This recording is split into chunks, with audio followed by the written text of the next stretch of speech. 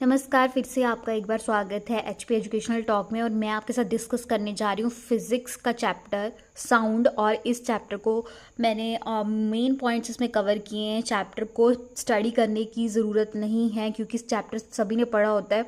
हमें main points चाहिए होते हैं जो पेपर में आने वाले होते हैं। तो फर्स्टली जैसे कि साउंड है, तो sound is a form of energy, sound is a wave and the sound carries energy and the sound also produced by the vibration of particles। ये आपको MCQ में पूछा जा सकता है कि बताइए साउंड क्या है। डायरेक्टली नहीं पूछेंगे व्हाट इज साउंड, पर ऑप्शंस दे देंगे कि sound is a transversing wave, sound is the longitudinal wave, sound carries energy. तो उसमें से जो पॉइंट सही होगा उसको आप टिक करोगे।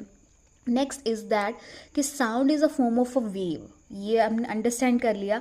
पर वेव जो है वो 2 टाइप्स की है।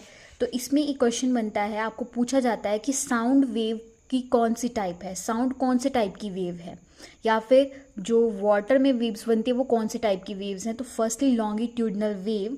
लॉन्गिट्यूडनल वेव जो है वो चलती है back and fourth. Back and fourth में अगर बात करूँ तो इस तरीके से आप समझिए, बैक एंड फोर्थ की वेव जो है वो एक बार आगे जाएगी और फिर पीछे आएगी, फिर आगे फिर पीछे, फिर आगे पीछे, इस तरीके से बैक एंड फोर्थ मूव करेगी। वेयर एज जो ट्रांसवर्स वेव है वो वेव आपकी अप एंड डाउन इस तरीके से जो है वो मूव करती है। इसके अलावा सेकेंड पॉइंट देखते हैं, ये सॉलिड लिक्विड गैस तीनों फॉर्म्स में देखने को मिलती है। This is only in the solid and the liquid form. Another example, sound wave is the example of the longitudinal wave। Water wave जो कि पानी में आपको देखने को मिलती है। कई बार पॉन्ड के अंदर हम पत्थर को गिरा देते हैं तो इस तरीके से उसमें कुछ रिपल्स बन जाती हैं।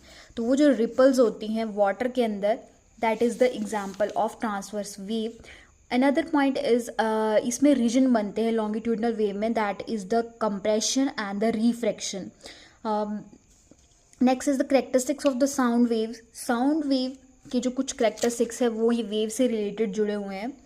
सो यहाँ पर देखिए क्रस्ट बनता है, ये upward is the crust and the downward is the trough. तो एक क्रस्ट और दूसरी क्रस्ट के बीच के डिस्टेंस को बोलते हैं wavelength. And the symbol of wavelength is the lambda. इसको प्रोनाउंस करते हैं लैम्डा। इसका सिंबल आपने याद रखना है। इसमें सिंबल भी पूछ लिया जाता है, यूनिट्स भी पूछ लिए जाते हैं। तो वेवलेंथ की जो यूनिट है, देखिए ये डिस्टेंस है एडजेसेंट क्रस्ट का, एक क्रस्ट का दूसरे क्रस्ट का डिस्टेंस कितना होता है वो पूछा जा रहा है। तो वो डिस्टेंस जो है वो कितना हो जाएगा, मीटर में ये इसके यूनिट्स होंगे। Next is the amplitude. Amplitude क्या है कि जो आपके पास रेफरेंस पॉइंट है या फिर मीन पोजीशन है, उससे ये क्रेस्ट जो है वो कितने ऊपर, पीक कितना बना रही है, वेव कितने ऊपर जा रही है। तो यहाँ से लेकर यहाँ तक का जो डिस्टेंस है वो आपका हो जाएगा amplitude. Next is the time period. Time period is the ये क्या होता है कि एक कंप्लीट पूरा रेवोल्यूशन कंप्लीट करने के लिए कितना टाइम लगा है, that is the time period. और next is the frequency. Frequency को इस तरीके से म्यू से डिनोट करते हैं, जैसे इसको लैम्डा बोलते हैं, इसको म्यू बोलते हैं। फ्रीक्वेंसी की यूनिट है हर्ट्ज। ऑल्सो फ्रीक्वेंसी है क्या कि एक सेकेंड के अंदर कितनी वेव्स जो हैं वो बनी हैं, ठीक है। तो वो आपके पास फ्रीक्वेंसी हो जाएगी, किसी एक पॉइंट से कितनी वेव्स पास कर गई। तो यहाँ पे अपनी फॉर्मूला याद रखना है, mu is equal to 1/t। Another यहाँ पे मैं 2 रिलेशनशिप बता रही हूँ आपको, ये मैंने इसी से फर्दर लिखा है। म्यू को यहाँ लिख दिया और टी को इस तरफ। तो एक रिलेशनशिप ये है। सेकंड रिलेशनशिप जो है वो है वेलोसिटी ऑफ साउंड। यहाँ से न्यूमेरिकल्स पूछे जाते हैं बहुत ज़्यादा। मैं न्यूमेरिकल अगर ऐड कर पाऊँगी तो मैं करूँगी। तो सर यहाँ पर velocity is equal to lambda upon T. देखिए फॉर्मूला कहाँ से डिराइव हुआ अगर आपको जानना है। We know that the velocity is equal to distance upon time.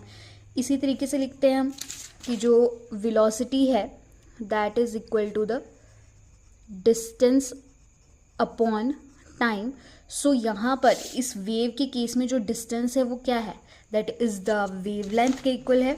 So यहाँ पर ये फॉर्मूला क्या बन जाएगा, लैम्डा अपॉन टी। सो इस तरीके से ये फॉर्मूला डिराइव हुआ। Next is the speed of the sound. तो देखिए तीनों स्टेट्स ऑफ मैटर में से सबसे ज़्यादा जो स्पीड है वो सॉलिड में होती है, लिक्विड में होती है, गैसेज में होती है। ये इंपॉर्टेंट क्वेश्चन है काफ़ी। Next is the production of sound. So देखिए, जो प्रोडक्शन ऑफ साउंड है, सबसे पहले साउंड प्रोड्यूस कैसे हो रही है। तो साउंड प्रोड्यूस होगी जब भी कोई ऑब्जेक्ट वाइब्रेट करेगा तो साउंड प्रोड्यूस करेगा। Next, sound produces by the vibration of the, ये हमारे ह्यूमन बॉडी के अंदर है कि ह्यूमन बॉडी साउंड कैसे प्रोड्यूस करता है। तो हमारे बॉडी के अंदर 2 वोकल कॉर्ड्स हैं और वो वाइब्रेट जब करते हैं तो साउंड प्रोड्यूस करते हैं। यहाँ से क्वेश्चन पूछा जा सकता है कि हमारी बॉडी में कितने वोकल कॉर्ड है, और ये न्यूमेरिकल्स में आपको पूछा जाएगा कि ये ट्रू है या फॉल्स है, वैसे पूछा जाएगा, डायरेक्टली नहीं पूछा जाएगा। Sound wave in the air, so sound waves in air are the longitudinal wave. अभी पीछे ही हमने डिस्कस किया कि साउंड वेव्स कैसी वेव्स हैं, लॉन्गिट्यूडनल वेव हैं। इसमें कंप्रेशन एंड डिफ्रैक्शन के रीजन बनते हैं। Distance from the mean position is called the amplitude, amplitude A से डिनोट करते हैं। नेक्स्ट है sound needs a material to travel, sound कैसे मटेरियल में ट्रैवल कर सकती है। तो सबसे फर्स्ट थिंग, साउंड जो है वो वैक्यूम में ट्रैवल नहीं कर सकती, उसको कुछ ना कुछ मटेरियल चाहिए ट्रैवल करने के लिए। Second, can't travel through the vacuum, so solid, liquid, gas, ये तीनों फॉर्म्स में ही ट्रैवल कर सकती है साउंड। इस वीडियो में इतना ही। इसकी फर्दर जो है अगर आपको जानना है तो फिर नेक्स्ट वीडियो में अपलोड करूँगी, उसमें ज़रूर देखिएगा।